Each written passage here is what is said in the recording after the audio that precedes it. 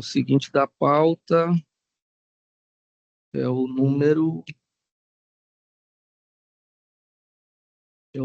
8, é o número 21 da pauta, é de minha relatoria.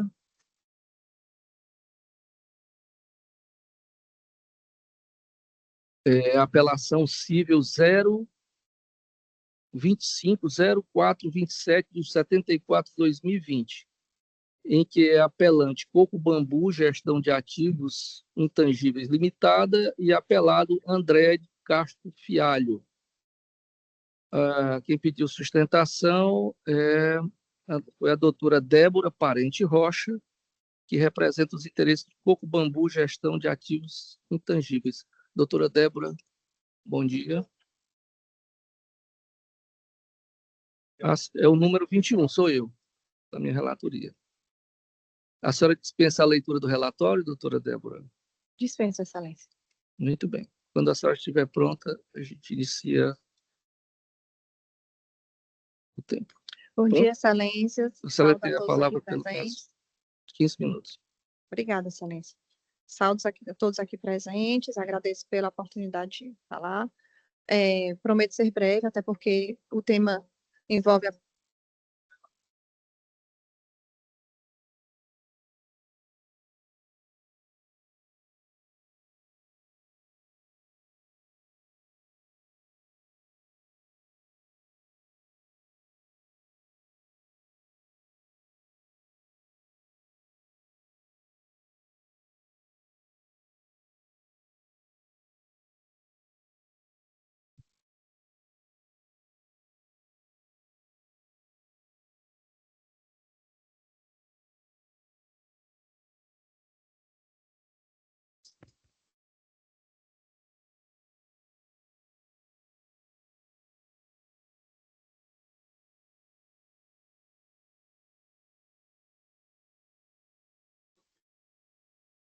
Excelência, pode iniciar. Bom dia, excelência. Retomando, agradeço pela oportunidade, prometo ser breve. No caso, excelência, estamos debatendo aqui no processo se a escrita divulgada em rede social da parte apelada seria ou não um caso de excesso, que, a nosso entender, representa, sim, um excesso de direito de liberdade de fala, que afetou, no caso, a parte apelante, que foi o restaurante, o estabelecimento Coco Bambu. Eu queria pedir licença para ler um trecho da sentença que...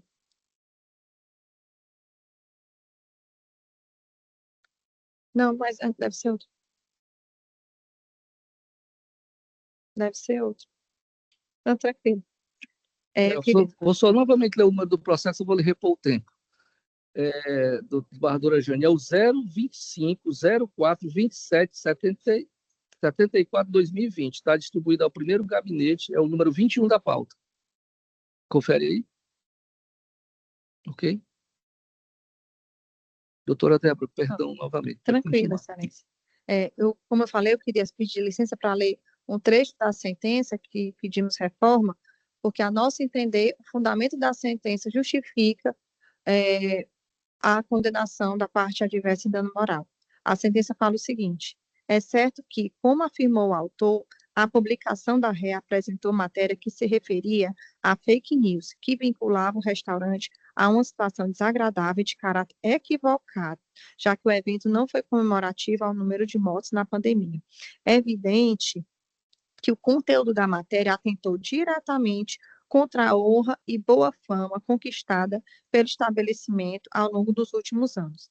Excelência, no caso, durante ainda a pandemia, foi divulgado em rede social da parte apelada o seguinte questionamento: repostou a parte adversa, repostou uma matéria da revista Fórum com o seguinte comentário: será Coco Bambu levou para o Planalto banquete para o Bolsonaro comemorar as 100.000 mortes? Excelência, nesse caso, tem algumas questões e uns detalhes que eu gostaria de apresentar aqui. Primeiro, quando da marca das 100.000 mortes, essa marca de 100.000 mortes foi posterior a esse evento que aconteceu no Planalto, certo? Realmente houve esse evento, mas ele aconteceu 3 dias antes, não tem nenhuma vinculação com o triste marco das 100 mil mortes decorrentes da pandemia. E não só isso, ela não estava só repostando, ela estava incitando um julgamento, e tanto é que nos comentários ela coloca assim também, ela expõe lamentável comemoração, um banquete na noite que se atinge o triste marco de 100 mil mortes. Excelência, esse evento, esse triste evento, né, essa infeliz postagem, ela aconteceu numa rede social em que a parte adversa tem cerca de 8 mil seguidores, certo? Então, um número significativo.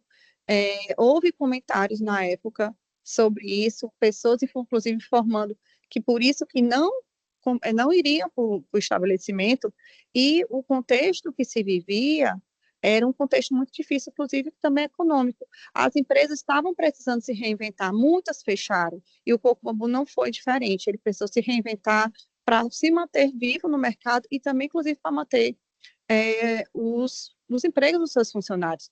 Então, o que se entende é que houve um excesso, sim, de liberdade, ela não estava tratando do serviço em si, do estabelecimento, ela não estava falando da comida, ela não estava falando do atendimento, ela estava incitando um discurso, numa época existe uma grande polarização que afeta, ou sim, a empresa. E por conta disso nós pedimos o provimento, porque se entende que houve um excesso. As redes sociais de conhecimento, dissemina rapidamente a informação, não é o fato de ter sido numa rede social privada de uma pessoa que não é uma jornalista, ou então não é uma pessoa de escrita, que não afeta, sim, ela é uma pessoa conhecida aqui em Fortaleza, e se entende que a rede social tem que ser usada com cuidado e cautela, principalmente diante do contexto que se estava. É inimaginável pensar que uma pessoa, então, mesmo estabelecimento, pudesse levar um banquete para comemorar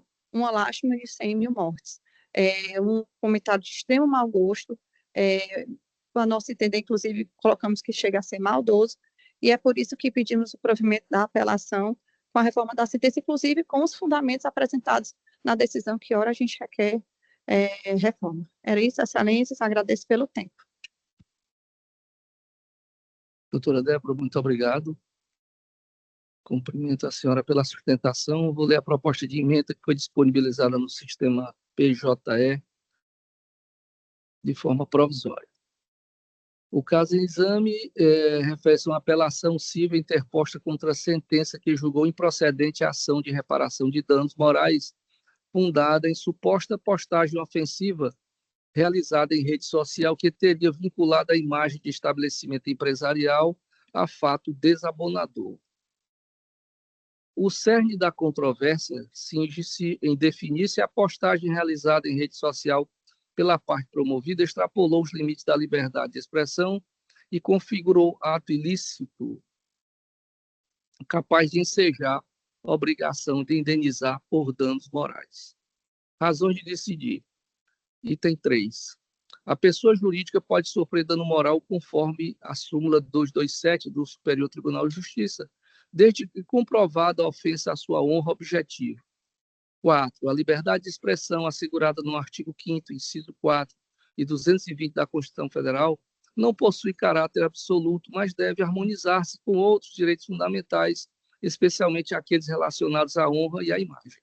No caso concreto, verificou-se que a postagem da parte promovida consistiu em mera reprodução de notícia acompanhada de indagação quanto à sua veracidade, sem imputação categórica ou difamatória. 6. Ausente a demonstração de excesso ou abuso do direito de manifestação, bem como de nexo causal entre a publicação e o efetivo prejuízo à imagem empresarial, não se configuram os requisitos da responsabilidade civil indicados no artigo 186 e 187 do Código Civil. Recurso conhecido e desprovido, sentença mantida como voto desembargador Luciano. Como voto? Acompanho Vossa Excelência. Desembargadora Jane Ruth. Acompanho Vossa Excelência e só faço só ressalto que, no caso, como pessoa jurídica, não ficou bem demonstrado de que modo foi atingido, sem adentrar no mérito de que foi excesso ou não da parte, se teve intenção ou não. mas não ficou demonstrado para mim a forma de que ela foi atingida, a demonstração assim da extensão do que foi o dano. Muito obrigado, senadora Jane. Anuncio o julgamento, recurso conhecido desprovido, sentença mantida, decisão unânime. Muito obrigado.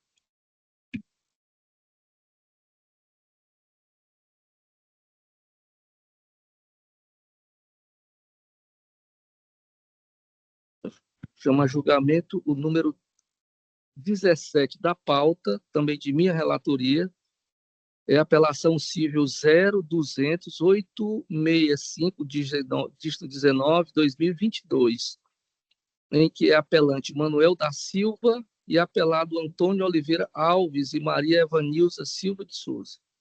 Quem requereu a sustentação foi o doutor Henrique Araripe? Érico Araripe.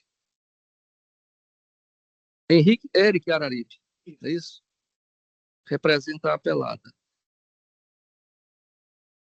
Ok. O senhor dispensa a leitura do relatório, doutor Eric? Sim, excelência. Dispensada a leitura do relatório, o senhor tem o prazo regimental de 15 minutos para proceder à sua sustentação. Bom dia, excelências. Garanto que serei bem breve em relação à minha sustentação.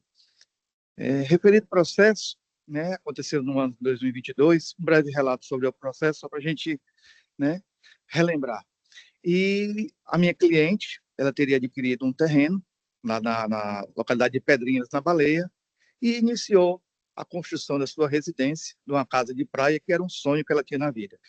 E no decorrer dessa construção, apareceu lá um senhor, dizendo que também era dono e tudo, e acabou por invadir essa casa, onde já estava já praticamente a parte estrutural já estava montada. E que com isso a impossibilitou de continuar a construção. No decorrer do processo, acabou que essa pessoa que teria vendido para ela devolveu o dinheiro que teria sido pago, só que na obra já teria sido gasto R$ 46.861, conforme bem comprovado no processo, e por não haver outra saída, acabamos adentrando no meio judicial, que obtivemos resposta positiva ao nosso pleito, onde houve a condenação, né, do seu Manuel da Silva e mais duas pessoas, devidamente citados, né, para contestarem, lá silentes se permaneceram, não houve nem sequer uma contestação no processo. Foi chamado, a audiência de conciliação também lá não esteve. E, estranhamente, o único momento que ele aparece no processo foi agora para entrar com essa apelação, né? Então, o que vem aqui somente, excelência, para que seja mantida a decisão, né, bem fundamentada, de primeiro grau, e que, né, seja dado procedimento aí ao feito. Muito obrigado a todos. Eu que agradeço, doutor Eric. O caso em discussão ele se refere apenas à apelante que surgiu somente em relação ao reconhecimento de sua ilegitimidade passiva de causa, diante da eventual compra de boa-fé do imóvel objeto da demanda, a qual seria apta a excluí-lo do polo passivo da lide. Se resumiu o recurso a isso.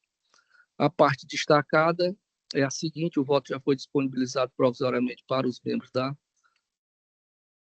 turma julgadora, e diz o seguinte: cível, apelação cível, ação de reintegração de posse, com restituição de quantia paga e obrigação de não fazer, arguição de ilegitimidade passiva, inocorrência, pretensão resistida, apelante possui relação direta com o objeto da demanda, recurso conhecido e desprovido, sentença mantida, é como voto. Desembargador Luciano. Acompanho o relator. Desembargadora Jane. Acompanho o relator. Anuncio o julgamento, o recurso conhecido e desprovido, decisão unânime. Obrigado. Fique com Deus.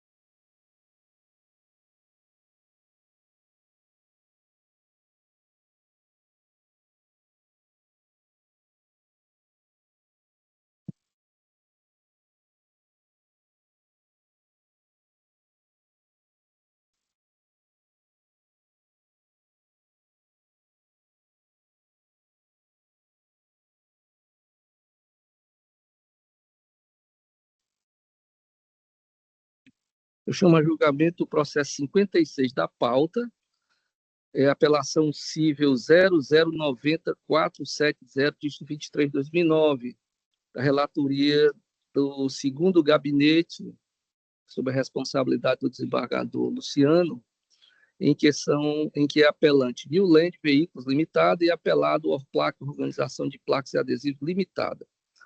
Quem solicitou a sustentação oral,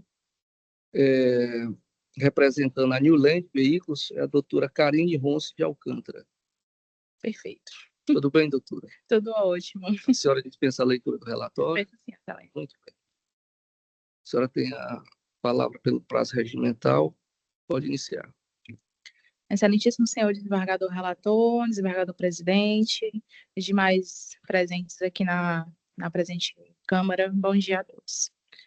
Eu falo em nome da apelante, como bem já mencionou o desembargador presidente, para sustentar a legitimidade passiva da concessionária e, de forma subsidiária, a ausência de responsabilidade civil que justifica a reforma da sentença.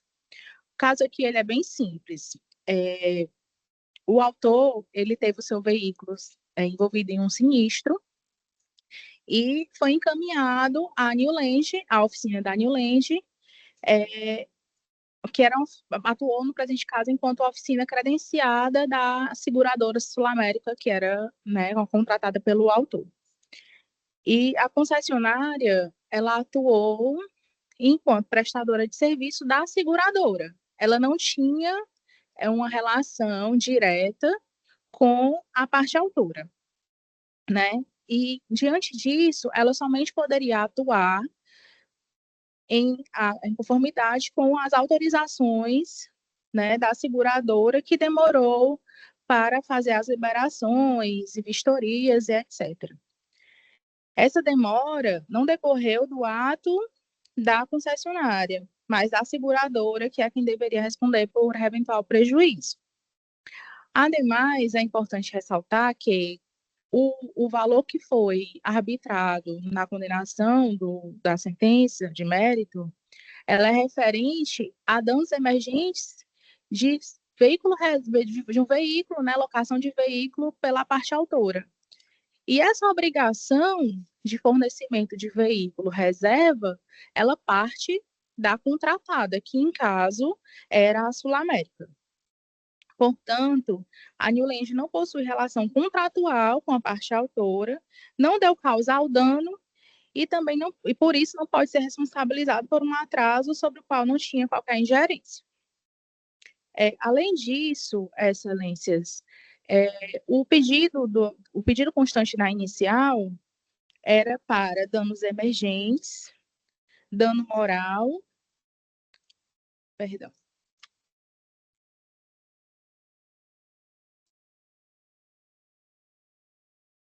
danos emergentes, dano moral e a depreciação do veículo.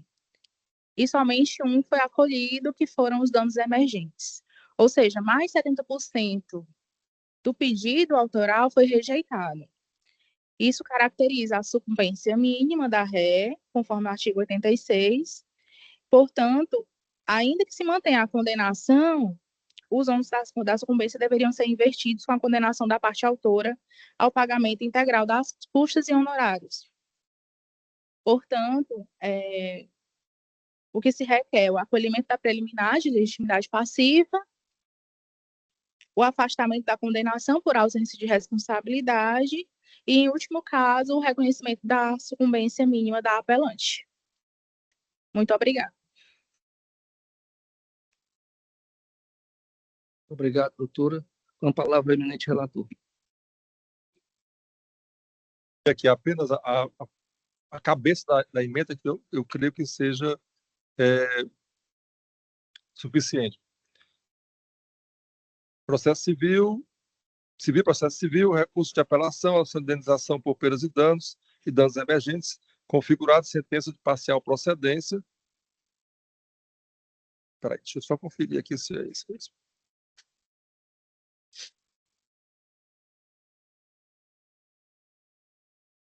Sim, parcial procedência, recurso conhecido e provido, sentença mantida. É como voto, senhor presidente. Seria disso. Desembargadora Jane. Deixa eu só ver aqui uma coisa. Ante o exposto, com o da apelação interposta por New Land, para dar provimento e manter a sentença recorrida, nos termos em que foi proferida. Muito bem. Desembargadora Jane, como vota? Acompanho o relator, presidente. Doutor Marleide? Ratifico o voto provisório acompanhando o relator. Anuncio o julgamento, recurso conhecido e não provido nos termos do voto do relator. Muito obrigado.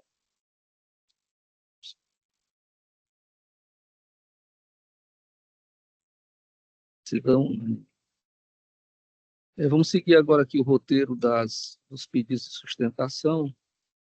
Acredito que esses sejam na forma virtual, né?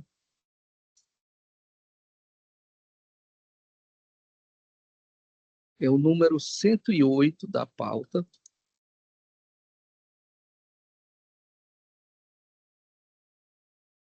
Da relatoria da desembargadora Jane Ruth. É a apelação civil 0277902 de 34. Apelante Comercial Plasticar Limitada e apelado Abudi Comunicação Visual Limitada. O advogado que pediu sustentação representa o apelante, é a doutora Paloma Braga e Érica Portela. Estão presentes virtualmente?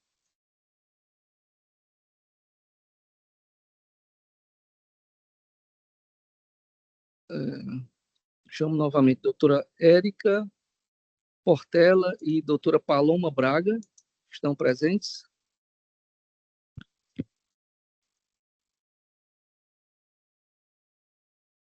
Não.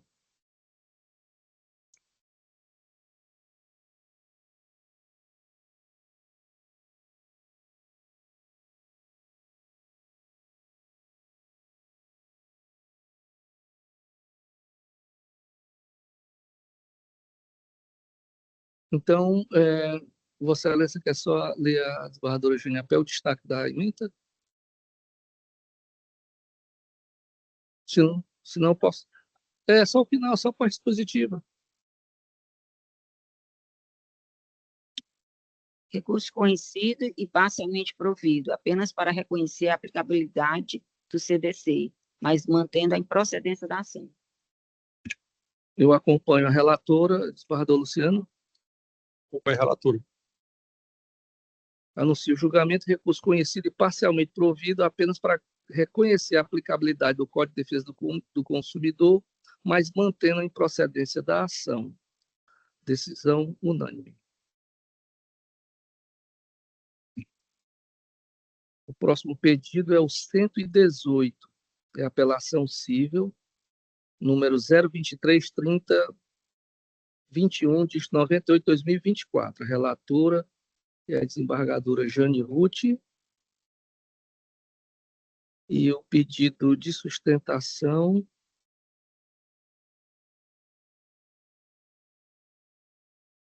foi feito pelo doutor Marcos Vinícius Moura, que representa a parte apelante e também apelado. Doutor Marcos Vinícius, está presente à sessão virtual? Bom dia, presidente. Bom dia, doutor Marcos. Pronto. Como é que está o senhor? Tudo bem? Tudo ótimo, graças a Deus. O senhor dispensa a leitura do relatório, doutor Marcos? Sim. Então, o senhor tem a palavra pelo prazo regimental para proceder à sua sustentação oral. Boa sorte. Obrigado. Excelentíssima desembargadora relatora, demais desembargadores que compõem a 6ª Câmara de Direito Privado, ilustre representante do Ministério Público, colegas advogados e telespectadores, bom dia. Venho à tribuna em nome da Ailza Helena Ramos da Silveira, excelências. É uma idosa de 65 anos, aposentada, consumidora hipossuficiente para sustentar as razões da reforma da sentença. Nesse caso, são duas apelações, uma interposta pela Enel e outra pela dona Ilza, certo? A apelante reside no imóvel que é a unidade consumidora, desde 1987, Excelências. Ali ela morava com os pais dela, com a sua irmã, com a filha que ela tem. Os pais e a irmã faleceram. A filha casou. Desde 2023, essa senhora mora nesse imóvel sozinha, certo? Não possui ar-condicionado, freezer ou qualquer equipamento que gere alto consumo de energia.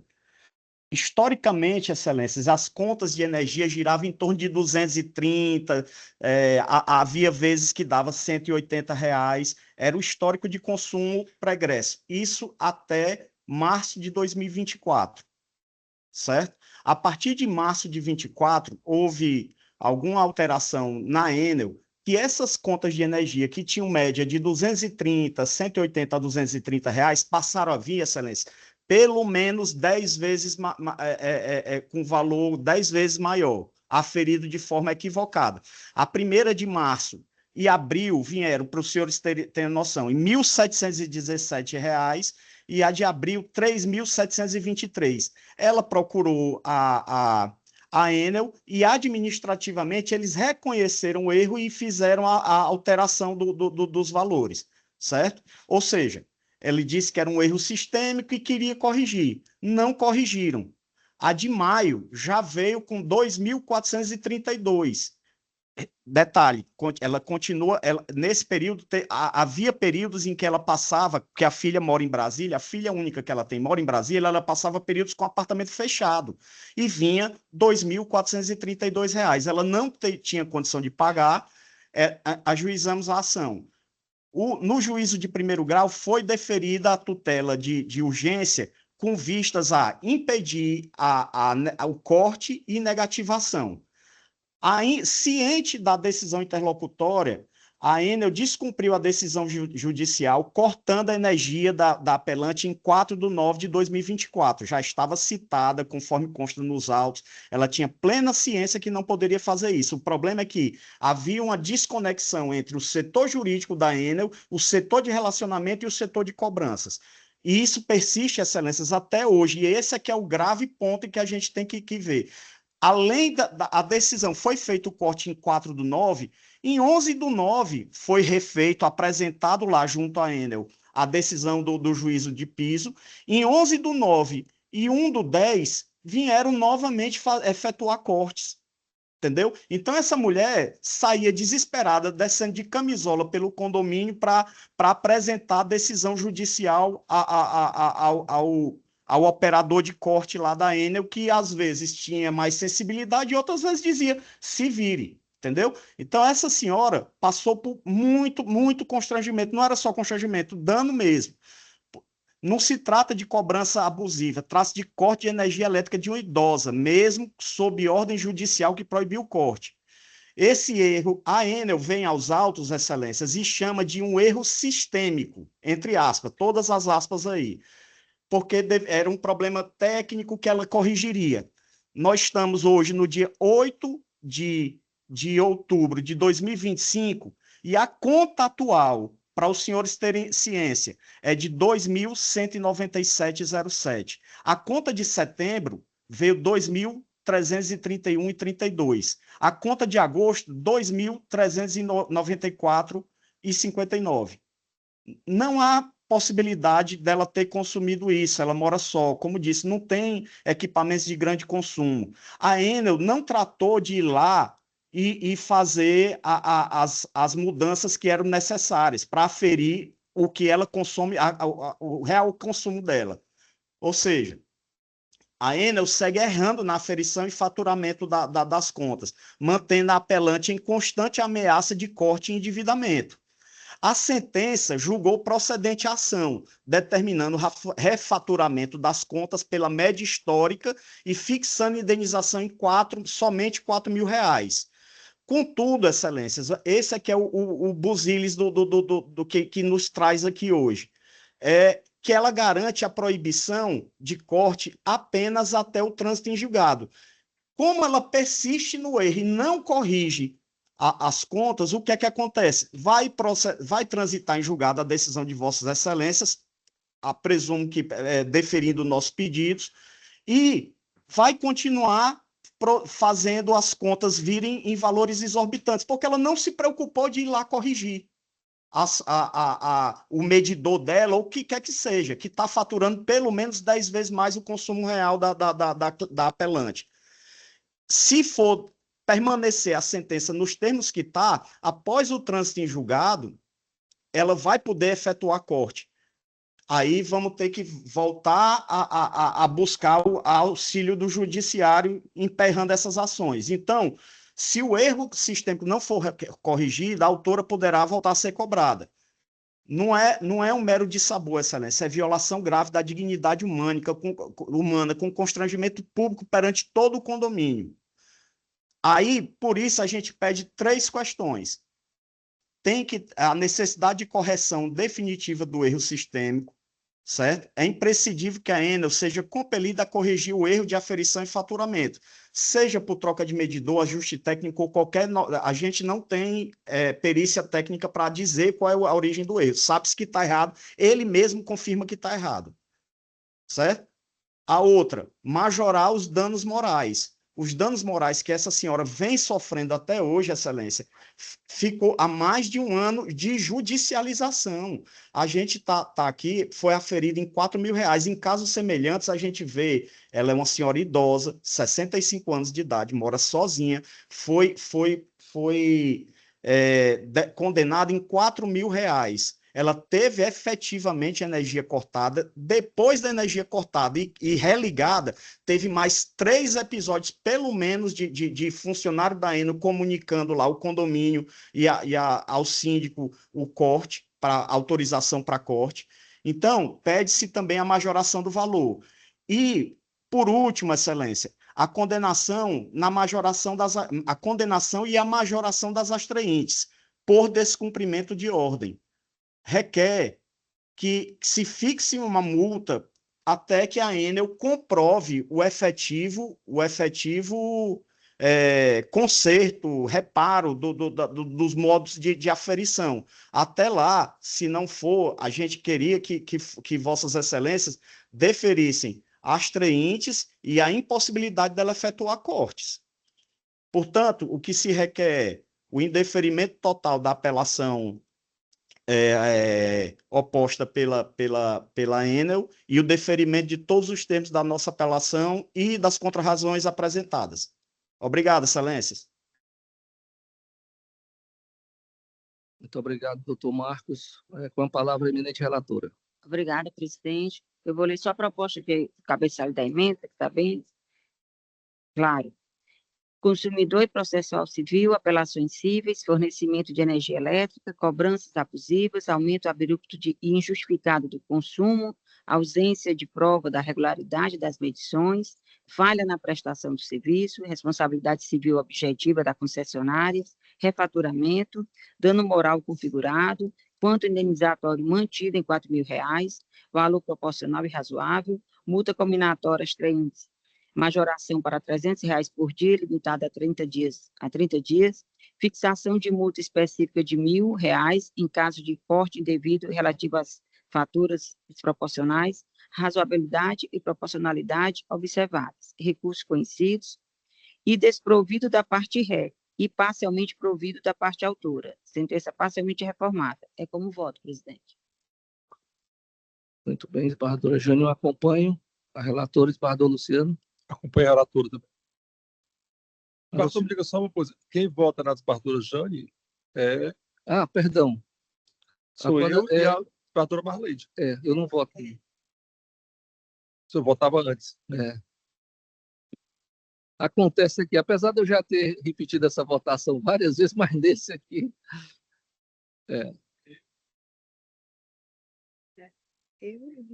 Não, eu que voto. Você não vota nela.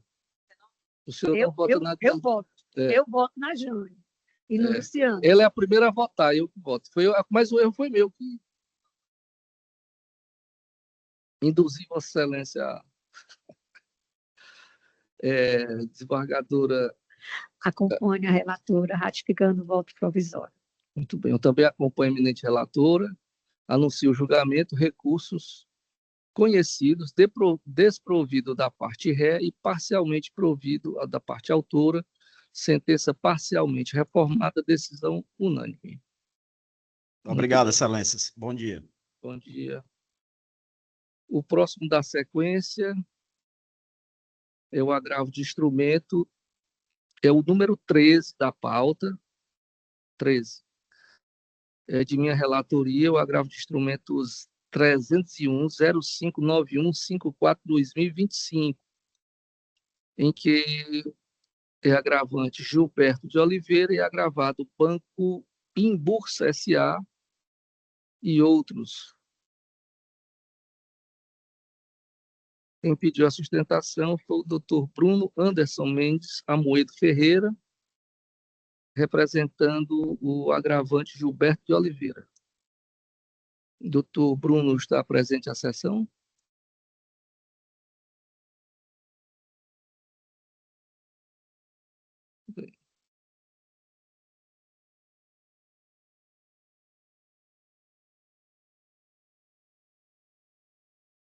Doutor Bruno está presente à sessão na forma virtual? Doutor Bruno Anderson Mendes Amoedo Ferreira. Tem um Bruno aqui, mas é outro Bruno, é o Bruno Jucá. Muito bem. Eu vou apenas anunciar aqui a parte destacada, eu vou confirmar com os outros membros.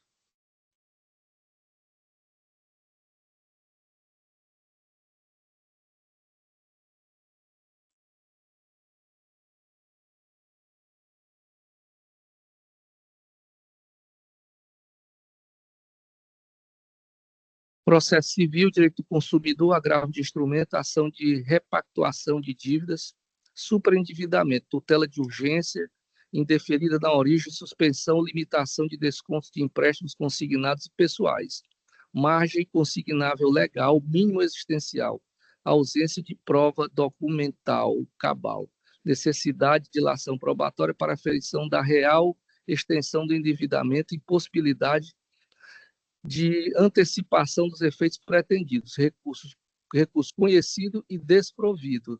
Desembargador Luciano. O relator, senhor. Desembargadora Jane. Acompanho o relator. Anuncio o julgamento, recurso conhecido e desprovido, decisão unânime.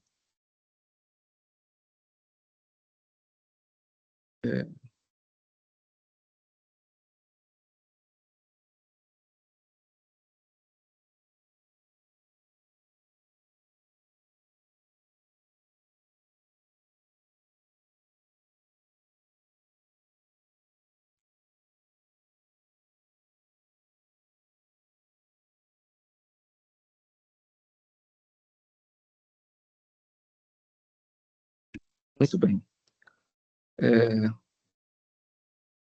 O número 77, vou só anunciar aqui a apelação 0222-854 de 56, havia um pedido de sustentação oral, mas nós recebemos um pedido de desistência e, nesses casos, fica apenas a preferência, né, do julgamento. Então, da relatoria da desembargadora Jane,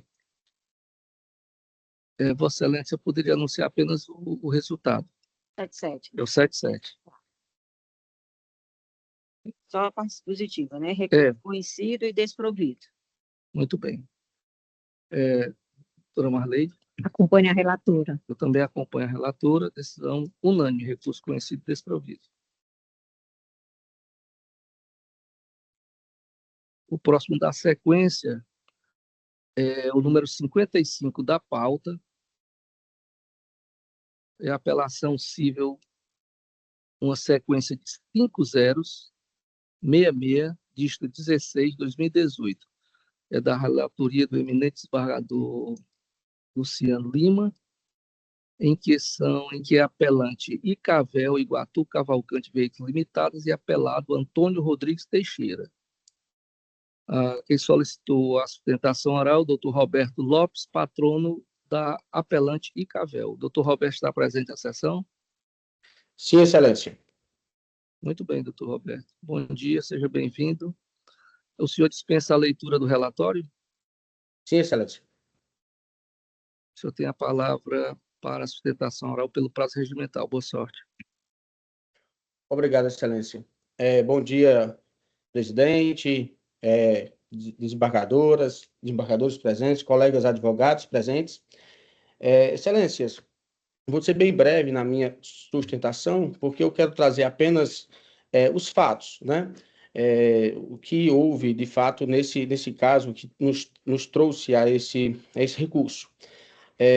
Os fatos são basicamente o seguinte: o autor do processo comprou, de fato, o veículo, uma Fiat Toro, né, no ano de 2016, e o problema apontado no processo ocorreu em 2017.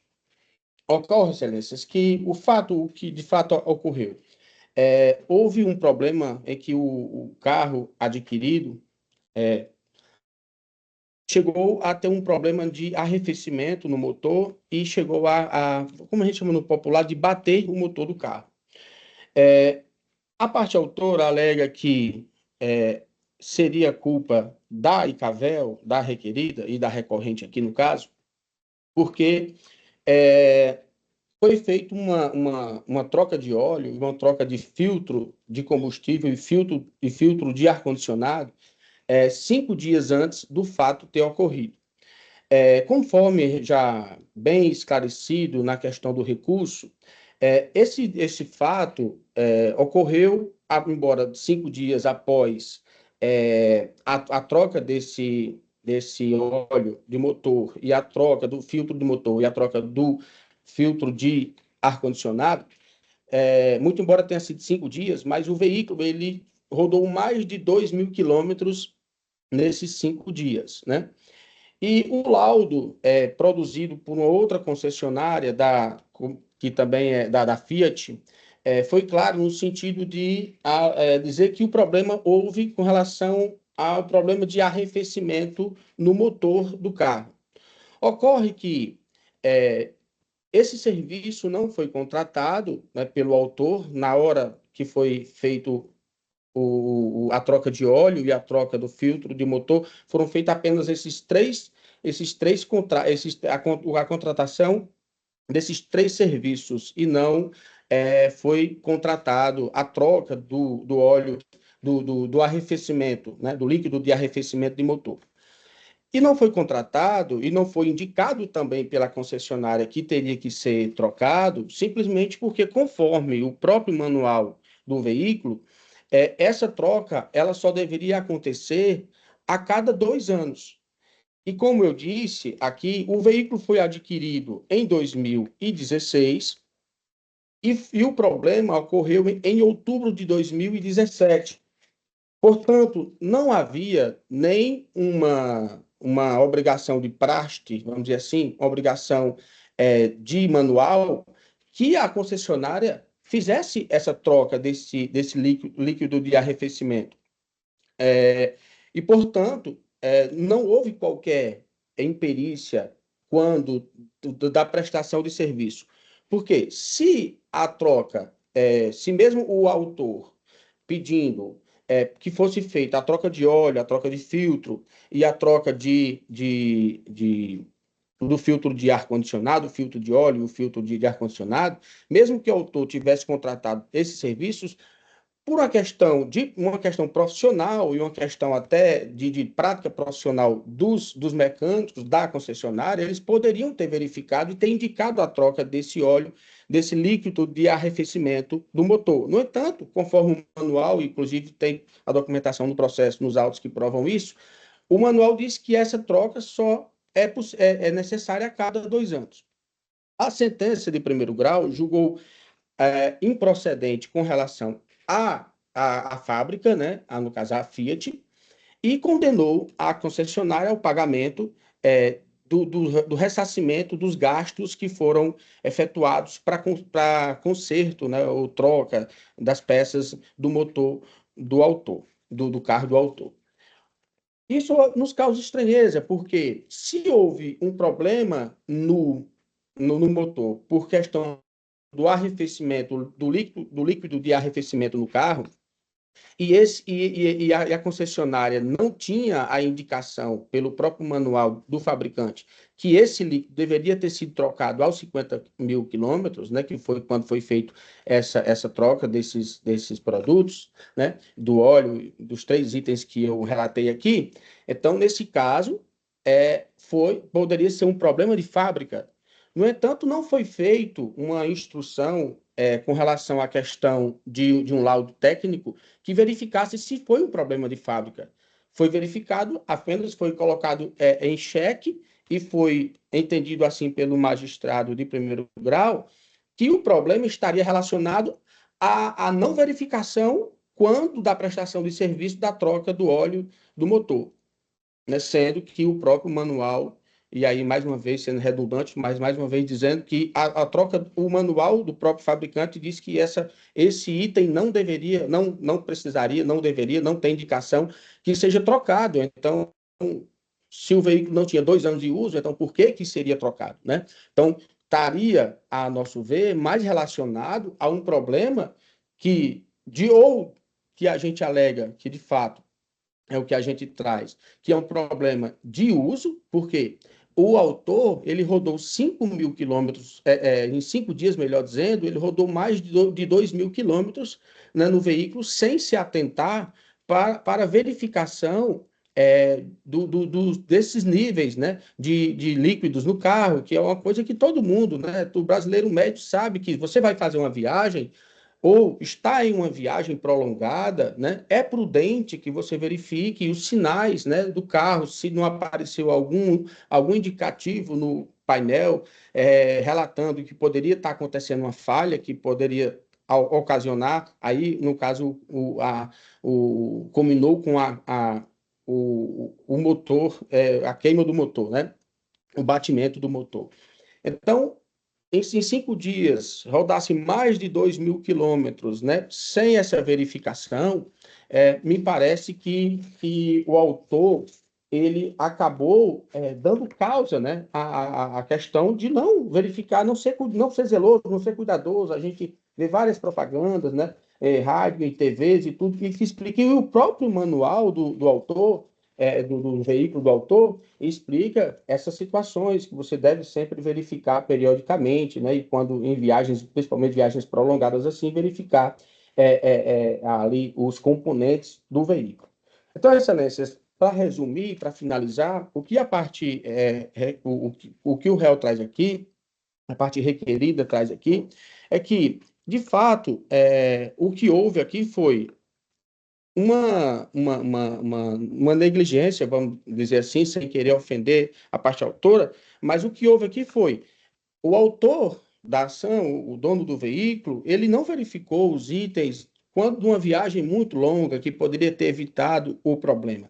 E segundo, não há como a gente colocar aqui que houve uma imperícia da concessionária. Porque, desde o início, o que foi feito, o que foi contratado pelo autor, foi prestado o serviço tal qual apresentado. Se houve um problema no veículo, isso está alheio às, vamos dizer assim, às condições que o autor, que o requerido aqui, a Icavel, poderia poderia resolver. Algo que ficou alheio, porque o manual não previa a troca desse líquido de arrefecimento, né? E não tem qualquer laudo nos autos que comprove que a troca, a prestação desse serviço da Icavel, na troca desses líquidos, né, do óleo do motor e do filtro de ar-condicionado, tenha ocasionado o problema no carro do requerente, né? Do contrário, a documentação é justamente, inclusive, é um ponto importante aqui, frisar que o veículo ele estava fora de garantia. E daí, portanto, a fábrica, né, buscar se eximir, porque o autor deixou de fazer a garantia regular quando perdeu os prazos para poder fazer as revisões periódicas, inclusive na concessionária. Tem, inclusive, um documento nos autos que aponta que o próprio proprietário, o próprio autor da ação, no caso, ele assina um termo estando ciente, né?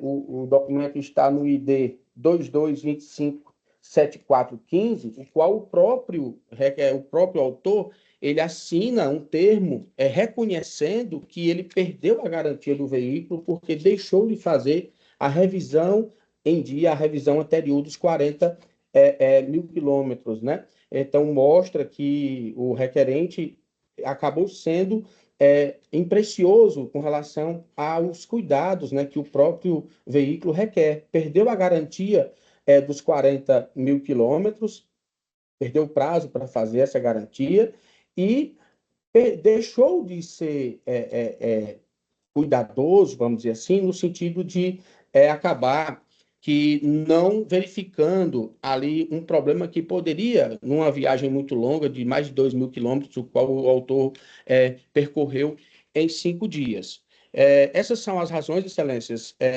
que eu trago aqui à tribuna, apenas questões mesmo de fato, para demonstrar aqui que a ICAVEL não teve em qualquer momento imperícia, né, no sentido, então, por essas razões, requer a reforma da sentença, no sentido de julgar improcedente os pedidos formulados pela parte autora. Muito obrigado pela oportunidade e a paciência.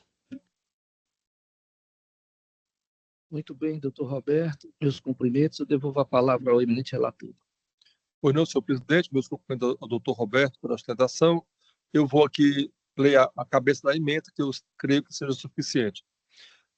Processual civil e do consumidor, apelação civil, indeferimento da inicial afastada, responsabilidade civil do fornecedor de serviço veicular, serviço defeituoso, culpa exclusiva da vítima não comprovada, recurso conhecido e não provido, sentença mantida. É como o voto, senhor presidente. Muito obrigado, vereador Luciano. Vereadora Jane. Acompanho o voto do relator, presidente. Doutora Marleide. Acompanho o relator. Anuncio o julgamento, apelação conhecida e não provida, decisão unânime.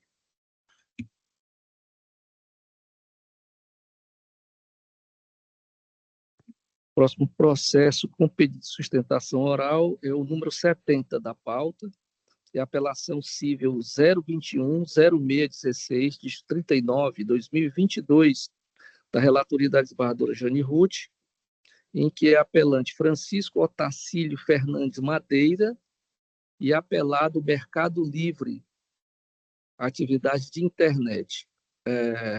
A doutora Vitória Regis dos Santos, patrona do apelante, pediu sustentação oral. Doutora Vitória está presente virtualmente?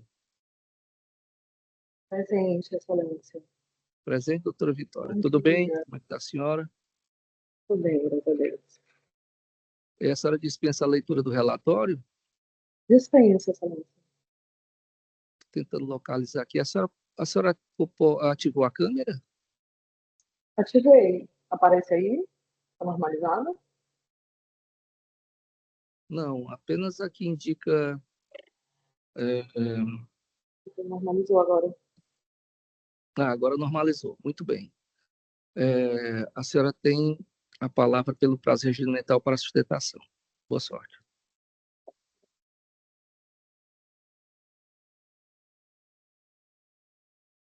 Agradeço a palavra aos excelentíssimos senhores desembargadores, senhores servidores, senhores presentes, colegas advogados. Eu vou tentar ser breve em razão da matéria, e aqui, em nome do autor, né, o senhor Francisco Otacílio, eu venho com devido respeito apresentar os argumentos que fundamentam a reforma da sentença de improcedência proferida nessa ação indenizatória, né, que desconsiderou a falha na prestação de serviços no Mercado Livre e o consequente prejuízo causado ao apelante. Inicialmente, né, a situação é que o apelante ele foi vítima de um roubo à mão armada dentro de um ônibus quando voltava do trabalho na capital, e aí ele teve seu celular subtraído imediatamente, né? A primeira conduta dele após sair do ônibus foi bloquear, ele pediu o celular de uma moça, conseguiu entrar na conta Mercado Livre e fez o bloqueio da conta. Isso foi reconhecido pela Ré Mercado Livre, ora apelada, dentro do processo, né, na própria contestação, ela assume os horários de atendimento em que foi pleiteado o bloqueio. E aí ocorre que, após essa confirmação das comunicações trocadas, o que, para mim, no processo está bem confirmado, está bem demonstrado, houveram novas transações. Houveram transações posteriores no mesmo dia e tanto no dia seguinte. Mesmo o autor ele tendo solicitado o bloqueio da conta da ré.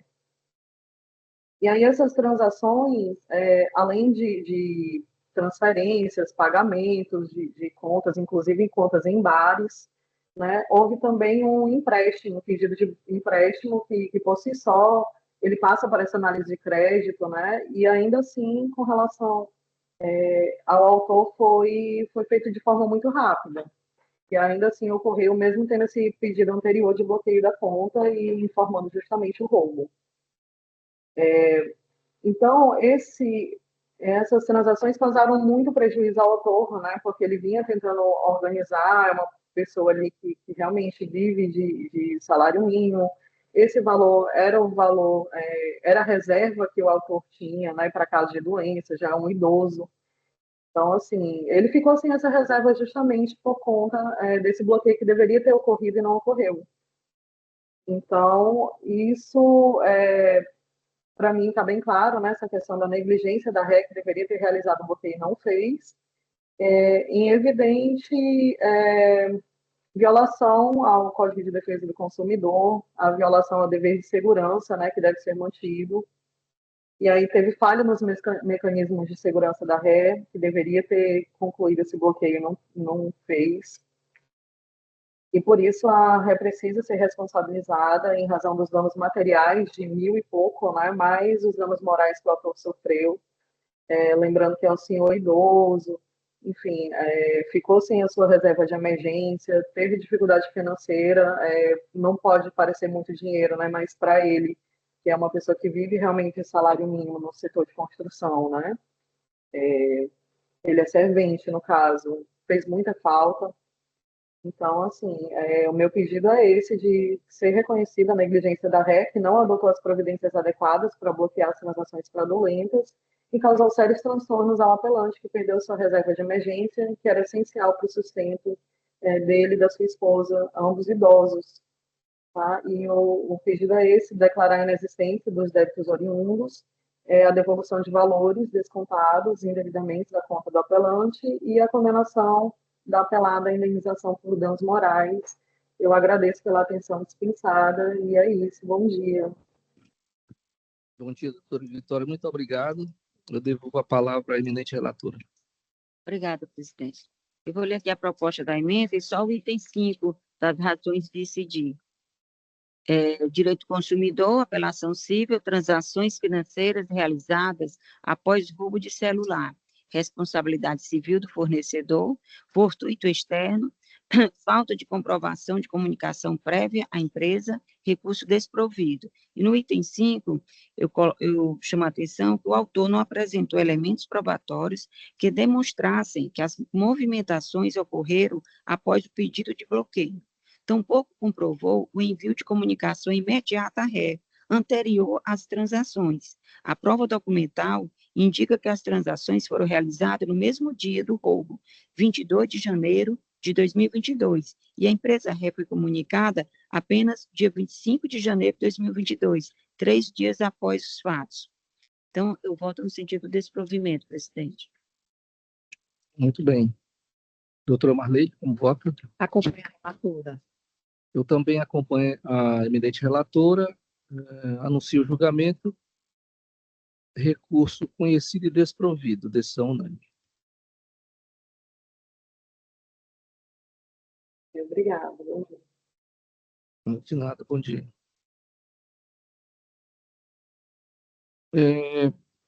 Então, já estamos aqui há mais ou menos 2h30 de julgamento. Querem fazer uma pausa de 10 minutos? Ainda temos sustentações orais. 1, 2, 3, 4. 4 sustentações e ainda as... Então, vamos fazer uma pequena pausa de 10 minutos, tá bom?